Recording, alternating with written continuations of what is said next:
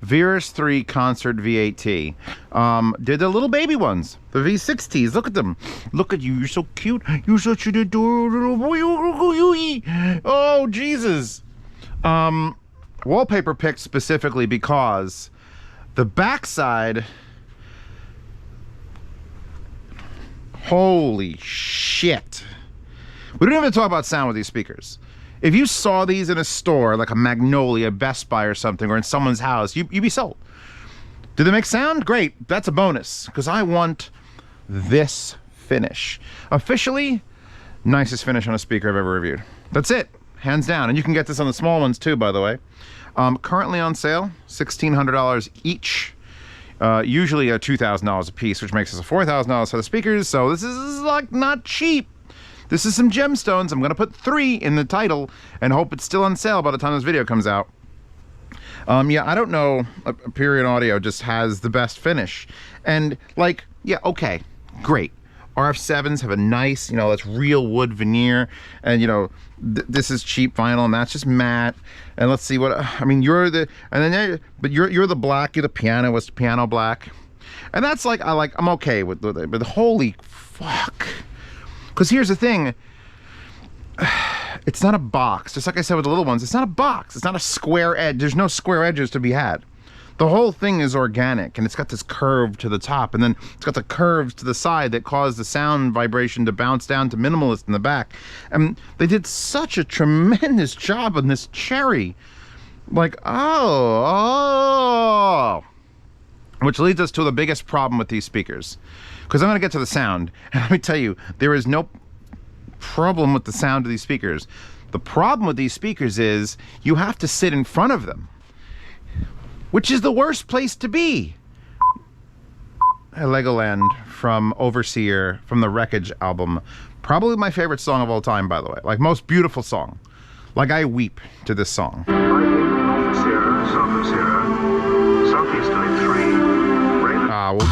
We'll get to it. We'll get to it. Let me put this in shuffle mode so I'm out of the Overseer. Control S. So, real quick before we get to... This might be the only speaker that has 2 different emotions on completely different sides of it. Might be the only device where it's like business in the front, party in the back. You know what? That might be the case here. Although it seems like it's business in the front, business in the back, party in the back, and party in the front, so it's a full 360-degree experience. Powering with this, because I promised you in the other review of the V60s that I would bi-amp this, and indeed I am currently using the Orchard Star Crimson monoblocks for the 8-inch drivers. We'll take the covers off, because I modified the covers to actually have a way to pull the covers off. Please take note up here in that you need something like this built into the unit so that I don't gouge the side of it out like every other customer is going to try to do. These are 150 watts a piece going into the 2/8. In fact, yeah, I'll just look up a little tab, pull it, and it comes off. See, look. I just tied a whistle thing into it, and you have it come out the front, and so just give it a pull. Oh, you can't get it off. You can't get it off. Also, I should probably point out that I'm not 100% for or against these covers, because I'm usually like no covers. We're gonna get to the looks in a second. If I was finishing that, I was still talking about that. We'll get to the covers in a second again when I pull off the other one. These 2 amps monoblock there, and then boom, topping LA90, which not the most powerful amplifier, but hyper clean at lower power, doing this section. Now, I'm using them off the FIO K9 ESS, using actually an XLR splitter, so I'm not even using different things. And then the benefit of doing bi-amping, because I haven't done a video on bi-amping, and I probably will do a separate video at some point on bi-amping, but bi-amping is more control and tuning. It's like, okay, I can control the volume and the type of amplifier that does these versus the volume and type of amplifier that does these, and it's all about finding your personal preference and getting things worked out.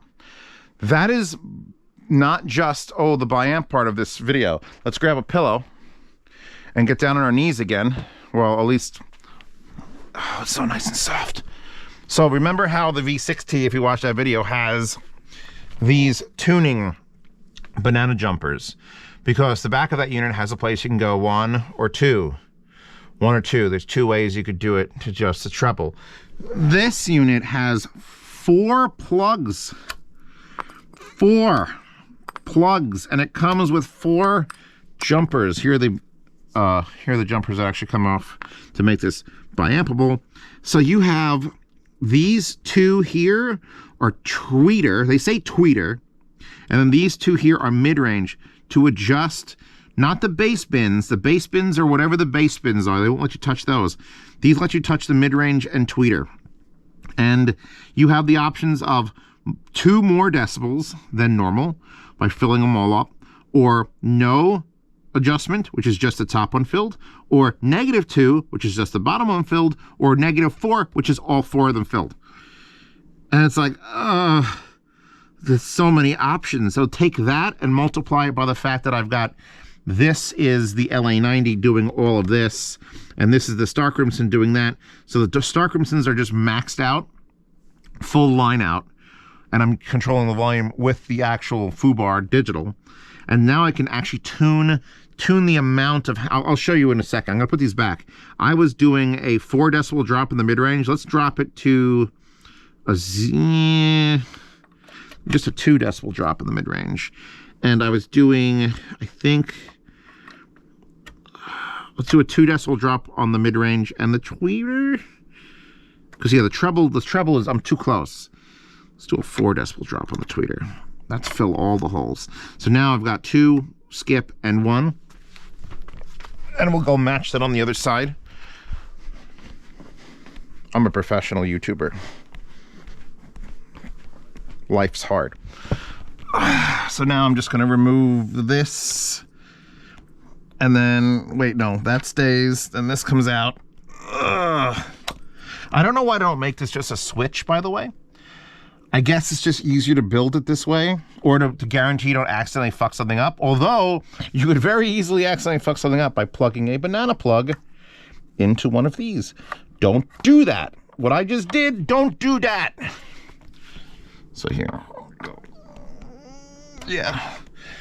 Okay, so now that we've tuned the speakers to our liking, or at least I had them by liking, I want to try something new. Because this is a tweaker's fucking dream, is that you can say, oh, I spent $4,000, or in this case, I think there's currently $3,400, $3,600 on speakers, and now I'm going to fix them to meet my needs. Because I'm not far. If I touch speaker, I could touch my face. That's close. That's 6.5, 7 feet to my face. So if you just buy speaker and it just becomes speaker, you're pretty fucked. But luckily, these you can go and mix and match and say, I want a little, I need less of that. Maybe bring these down, power these more separately. So the way I've got it going now is bass bins, upper end. We just did some tuning. I'm going to actually hit play for a split second with... Let the bass line get you. We're still on Overseer. What part of Alt S did you not get it? I hit Control S before. Hold on. Let the bass line. Ooh. Mr. Robot soundtrack. Great show, by the way. Fucking fine soundtrack. A lot of this is not in FLAC, though. So, going past the fact that I'm doing this wild, like, this is like a $30-something $100 set of amps and DACs and things to do it all. Don't worry about it. Don't fret. Just get any amplifier. They're not super easy to drive. These are 4 ohm towers. Very, very few things literally state 4 ohms. The ohm Walshes are 6. I know most things are 8. 8's nice and easy. 8's breezy. These require you to power them. Like even the dedicated Star Crimsons are a little bit like, I'm using the full 150 watts. Full. This volume knob isn't even working. I've set this to line out mode, to DAC mode, and it's just as much power as it could throw at these 8-inch drivers as it can. By the way, the frequency response on the website at least claims 30 to 30,000. And that's at -3 decibels. What it claims with -6 decibels is 28 hertz. So if you're looking for a passive tower speaker that does low end, Yeah, yeah. You know, technically, these are the ones. Go home. Let's continue to talk about not just the good. The good things are, you've already been sold on like the shape and the fucking quality of the build. Let me complain a little bit about the grills. I've added the tab which just lets me pull them off, which is fantastic. These grills are so big they've had to machine them out of wood. So basically this is just a piece of wood, I'm not sure what type, MDF maybe, that they've just had the router route and then route holes. So if you've got tryptophobia, like the fear of holes, just don't take these off. But there's a lot of material here. Like usually a grill is very, very sheen or sheer. There's not a lot of structure behind it. This is putting a lot of actual thing in front of thing, especially like here's where the tweeter hole is. So they're giving you at least the tweeter is directly out, but then there's still so much material. So I haven't noticed like a tremendous amount of loss leaving these on, but you may want to take them off for just acoustics sake. For acoustic reasons. The other problem I have with these speakers, as the wallpaper indicates, is they look way better from behind. So if you're sitting down here, I keep checking like the cat's gonna be back there. That's an old habit. If you're sitting here, guess what I don't see? I don't see cherry and shiny. I see the front, which is a very impressive front. But if you look at the 6-inch, the 6-inch had such a good balance of like, okay, we've got the 5 1/4, we've got the 6, you got the space here. This upper end is the same upper end here. So look how much space is next to it. I feel like to really make this speaker pop at its price range, like if this is at an audio show, I would look at it and go, eh. You look at the RF7s, and they've got dramatic driver colors. We've got giant waveguides there. Same thing with the 590s. You pull this off, like you got color and spark and splash and everything. My biggest problem with these, and this is it, this is the maximum the problem is going to get to today, is they don't look that good from the front. They sound like God's coming to kill me. And we'll get to that more, but I really want to get, because this has been bothering me since I've been upstairs in my great room, because I'm standing like in the kitchen of my house looking, and I should see a $4,000 pair of speakers that's like, oh man, and it's just, it lacks the pop. They need something. They need dramatic colors of the drivers, or pinstriping here, something. Take some of this wood, take some of this veneer wood, put it here. Just give me something. Because if I could listen to the speakers literally like this, I'd be sold. I'm like, oh yeah, fucking hook me up, bro. By the way, dual ports, giant dual ports in the back. I have them on furniture sliders because they make life worth living. Where's my mouse? It's messing up my wallpaper.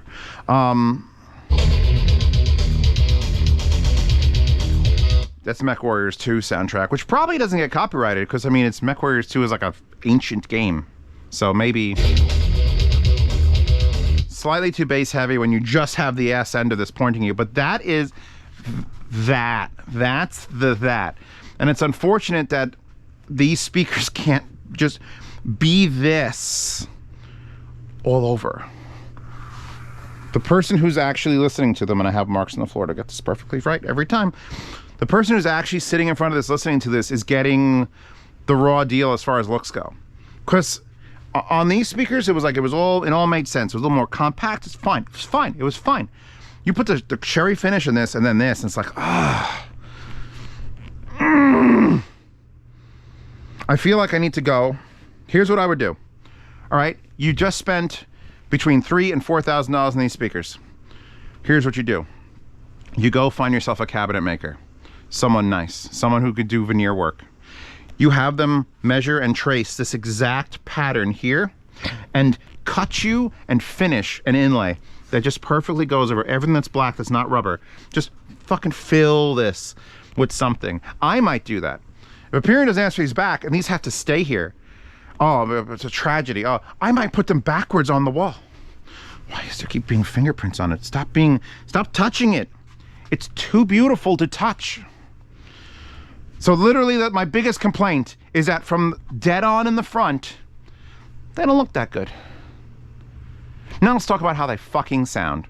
Because I'm using not just some of the best amps I've ever used, but a lot of the best amps I've ever used. LA90 was god tier up until the Stark Rimsons came in and became god tier, but actually with power. So it's like, this is the best case scenario for any speaker that's ever been in this house. Aside from like Buchart A700s, which just require me to turn them on and then I die from ejaculation. These speakers have the best advantage that almost any speaker's ever had. Because I've got, here, I'll show you.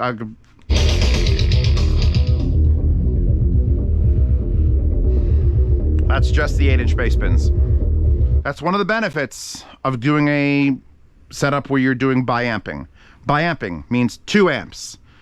This is actually 3 amps, don't get confused by that. But we are just, these are pushing the shit out of those right now. Oh, also, I don't know what this is, and it's very strange to me, but even if I disconnect the LA90 completely, if I'm powering the bottom connectors, I still hear sound out of this. So something to do with the internal crossover. I don't know if it's leakage or just the way it's built, that I can still hear the tweeter moving a little, like making sound.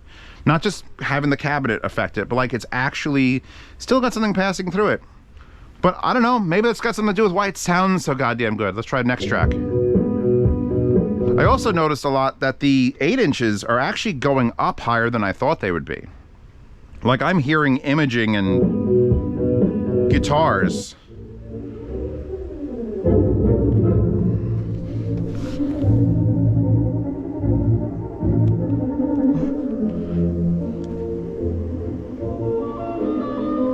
I'll fill it in. So if you're a bass head, here's what you do with biamping. If you're a bass head, you get like 5,000 watts for the bass bins, set those to right before explosion, and then just come over here, and there's something so satisfying about just mixing in all the upper mid-range and everything. Just, I want. There.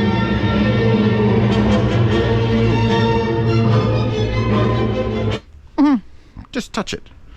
So now that I've got it set, I think this was about here. I've changed the way the plugs are in the back, so it's gonna be a little bit different than I was listening to it a second ago, but skip forward a little bit. All right, did we get it yet? Did you get it? That's Laszlo Dixie, by the way. Dixie from the band Laszlo. These have all the low end.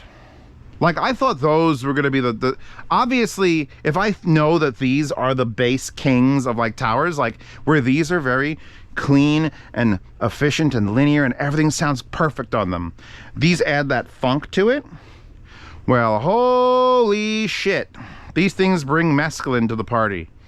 And it's going to be a part. I actually described them. I was on the live stream the other day and I was setting all this up. And after it was all done and I was listening to them, I was like, you know what these sound like? And people in audio will know what this is, either the biggest insult or the greatest compliment I've ever heard. These sound like if Cerwin Vega speakers didn't suck.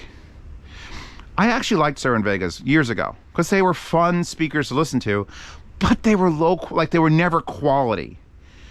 So now take that sort of fun, enthusiastic sound and make them $4,000 in some of the best sounding speakers you can buy. There it is. There's the hook. I don't think they could put that on their website. Sounds like Cerwin Vega, but actually quality. That's the sort of violent happiness these things bring to you. Because Cerwin Vega was known for like extreme low end, but usually sloppy ass bass, and then treble that was alright. So this is extreme low end, but tight as fuck. And then just like the image. Here's a little story.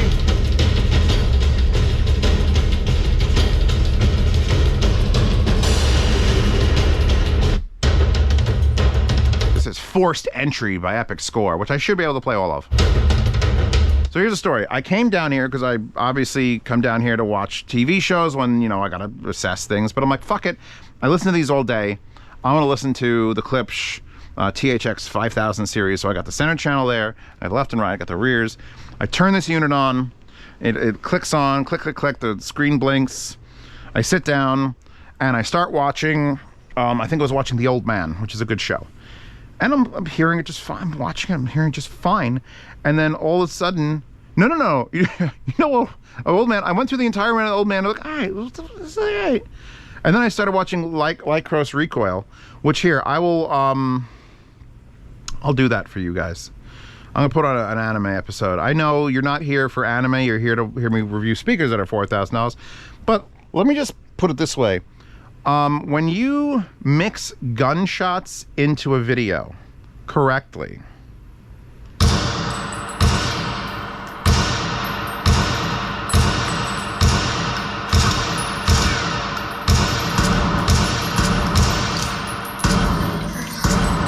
like I was fucking startled when that shit happened, because here's the problem. I'm telling you the story about the Old Man and this. I fucked up. My Media Player Classic, which you can pick the output device, my Media Player Classic, I completely closed foobar, was set to output to the fiber optic to this.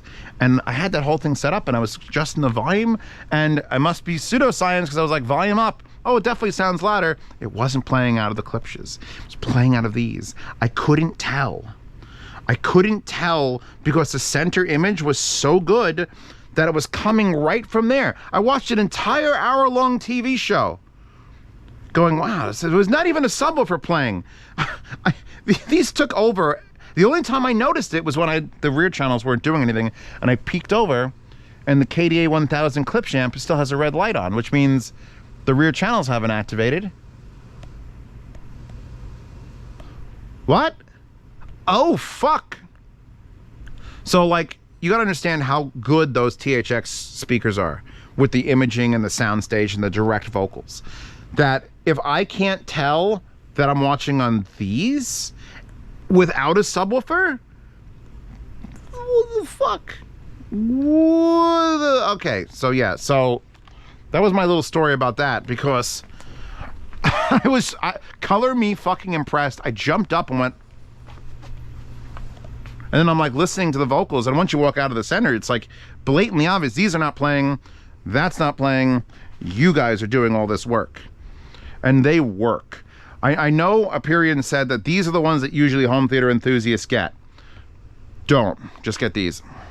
I'm gonna request that they send me the matching center, because the center is basically these, but 6.5s with a little one, 4-inch underneath that, and that's gonna be, I don't think it's gonna beat the THX, because the THX has got its own thing going on, but holy shit.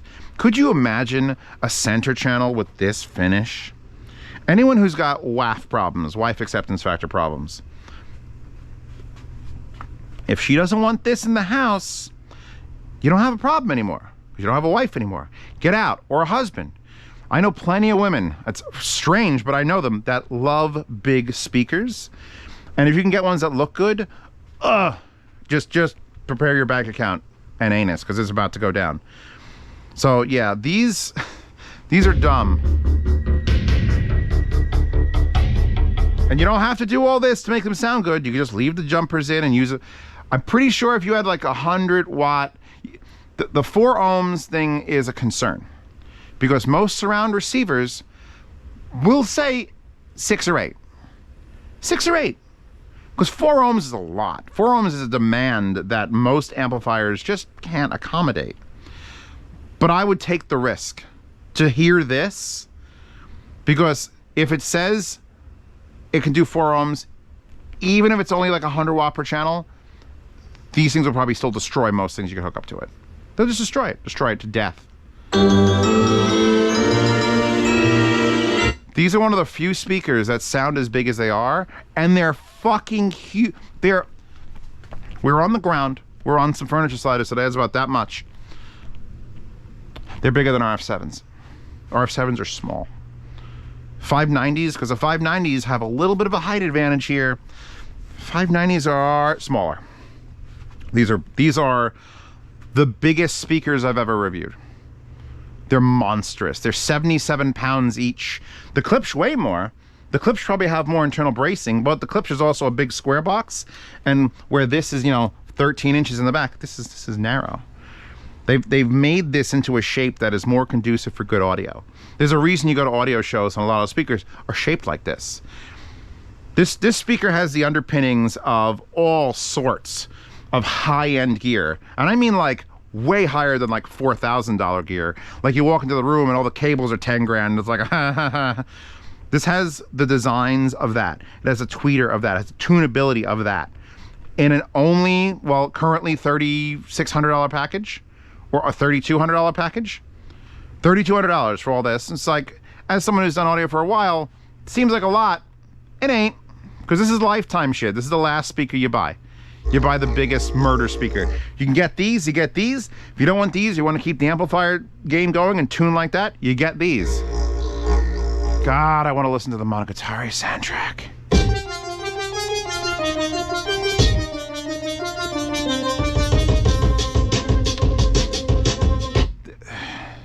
I want more power, honestly. I want even more power.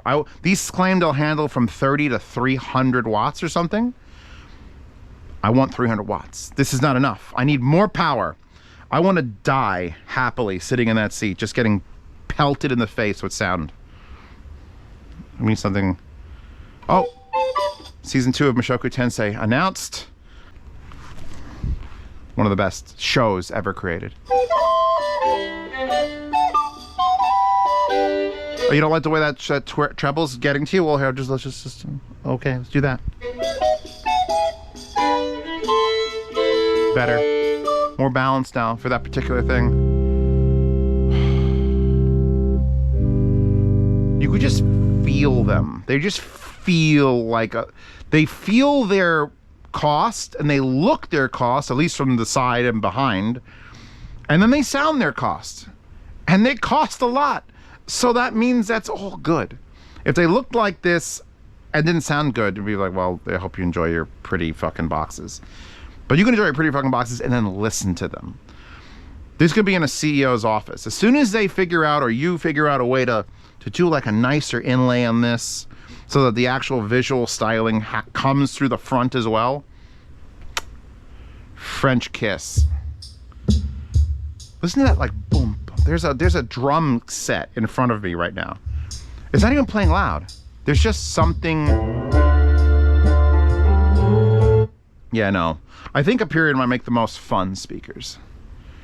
Which maybe you're not looking for fun. Maybe you're looking for clean. Then you get triangle.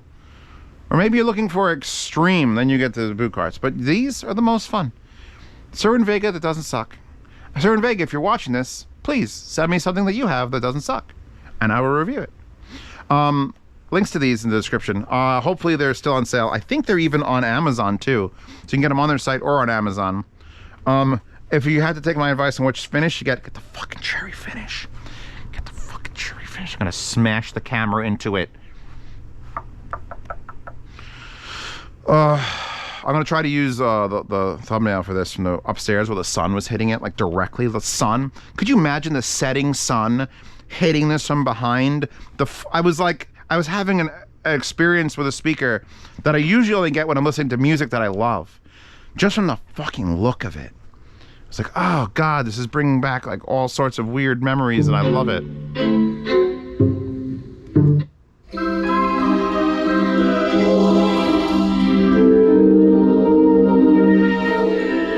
So yeah, no, links to these, links to that wallpaper in the wallpaper hoard, or on Imgur if you can figure out how the code works. Thank you again to Aperion for sending this out. God, I want, this is one of those speakers that I just want to put it somewhere so people can fucking see it. So you want to see these. And now that I can actually put the grills on, I may actually enjoy them looking more like this. This might be the thing. Because here, you can see how it's like you can't quite get your fingers in there to like grab it, and it's cloth, so you're gonna start pulling on the cloth. So I just need they need a little tap, Little tip. These are the kind of speaker I would leave the covers on. I'm going to do the same sort of modification. It's a modification. I've modified these speakers by tying a piece of, you know, ribbon to it so I could pull it out. But yeah, this is sort of modification that if you can do it, and I could tell you to do it, make sure you don't lose the flap. Perfect. Anyway, I'm Zeospantera. Support this channel on Patreon and Subscribestar. These may end up in a yard sale. No! Stop it! On a yard sale? They'd be so heavy to ship. They're like 97 pounds packed. We'll see. Keep an eye out. Because God knows what's happening. 2022 is a wild year. Patreon and Subscribestar support this channel. See reviews early. Participate in yard sales. Hear loss of sound demos, which I still have to sound demo these and those. I have to do some sound demo recordings. You guys still like sound demos? Real quick, anyone at the end of the video, should I just stop doing sound demos? Should I do only private sound demos so I can use any tracks I want? Because that's another thing. Because I have to put the YouTube thing, it's blocks. But if I was doing private sound demos, that was a reason for you to join the Patreon and get to the private sound demos where I could play fucking anything. That would be worth it for me, because then I would actually have fun again. But who would be there to watch it, right? It's got to make it worth it at least. So, see reviews early, participate in yard sales, hear lossless sound demos for $10 a month. Ask me any questions you want. If you're building a home theater and you have direct questions, the best way to reach me is in the patronage chat, which once you're a $10 or higher patron or subscriber, you can join the Telegram chat through the link. Telegram's a wonderful program. I was going to say there's a lot of porn on there, but I think you'll find that out on your own. But no, my chat's on there, my public chat's on there.